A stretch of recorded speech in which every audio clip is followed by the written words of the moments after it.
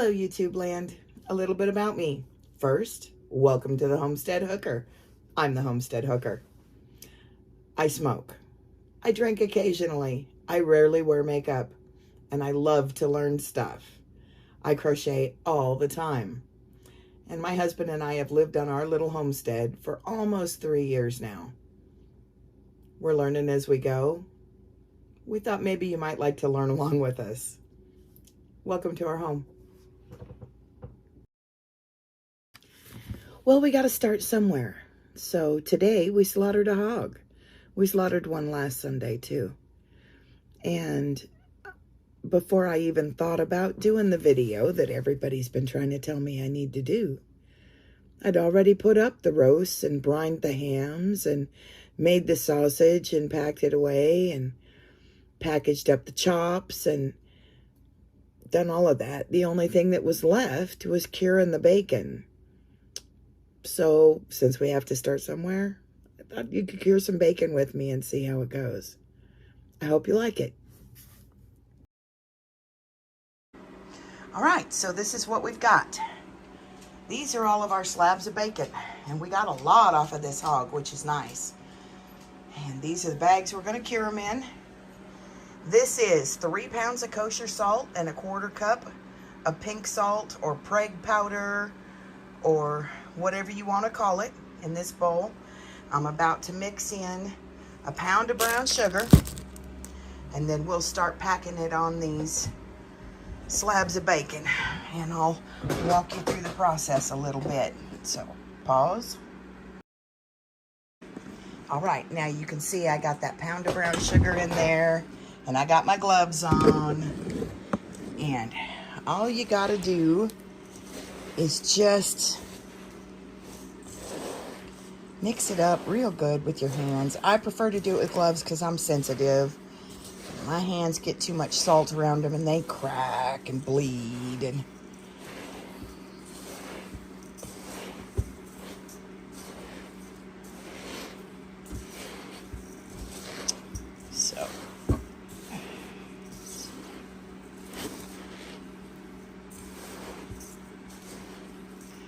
so we're getting pretty close to a good mix here.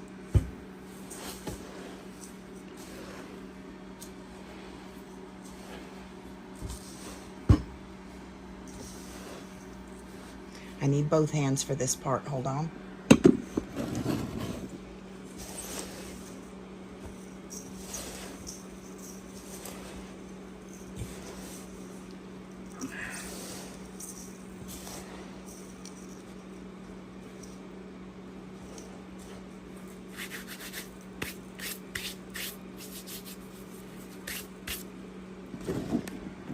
All right, so that's what it looks like. That's a good mix for bacon curing.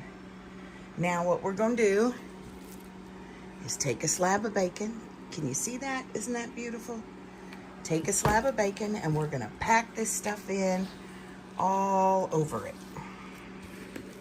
Just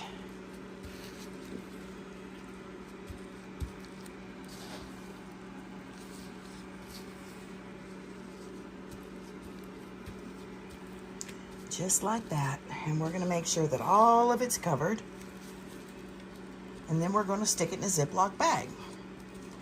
Once you put it in a Ziploc bag, you stick it in the refrigerator, and it goes in there for 7 days. And at 7 days, every day, once, you flip it over and you push the stuff back down into the other side. And your Ziploc bag, it's going to fill up with fluid, because that's what this salt does, is it pulls all the fluid out of the meat. So your bag's going to fill up with fluid. And at the end of 7 days, flipping it over once a day, you take it out, rinse it off real good, and then you stick it on a rack, open to the air, and you let it sit in the refrigerator on that rack, open to the air, for 24 hours or a day. and let it dry out a little bit. And that drying out makes a sticky kind of surface on the outside, so that the next day when you stick it in the smoker, the smoke kind of sticks to the bacon because it's sticky on the outside, and it gives it that great smoked bacon flavor that everybody loves. So every place you gotta see how I got a little fold there. You gotta make sure you fold those up and get salt packed in there. You want it everywhere.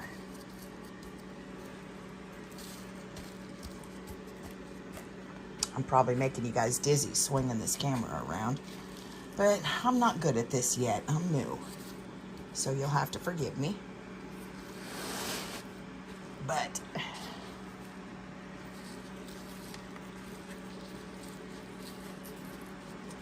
see, we got another fold up there.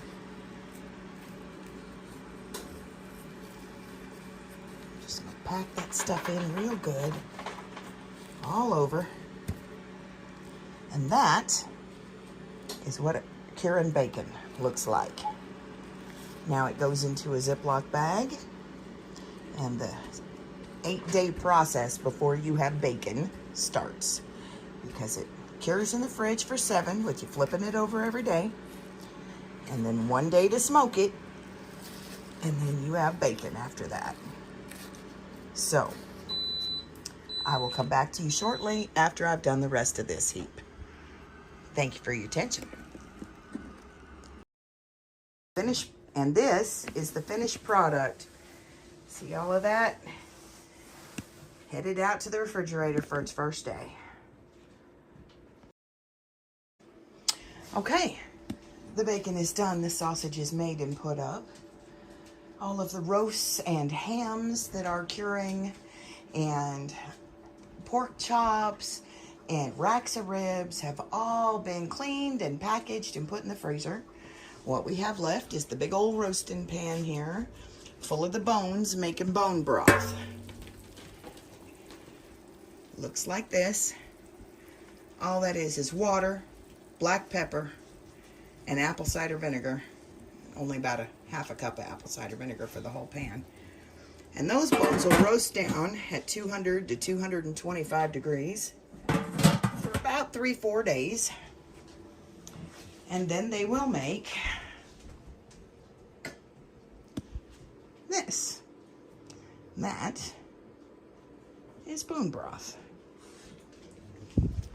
That's from the last pig that we did a week ago. And that stuff's going to get put up in the pantry later today. Anyway, so for the first video of the official channel, I wanted to start you off with something interesting. And I thought maybe the ham was interesting. That's Puka Bear. Puka Puka.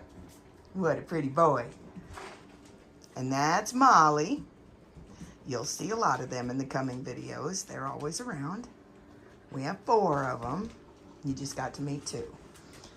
Y'all have a good day. We'll catch you next time.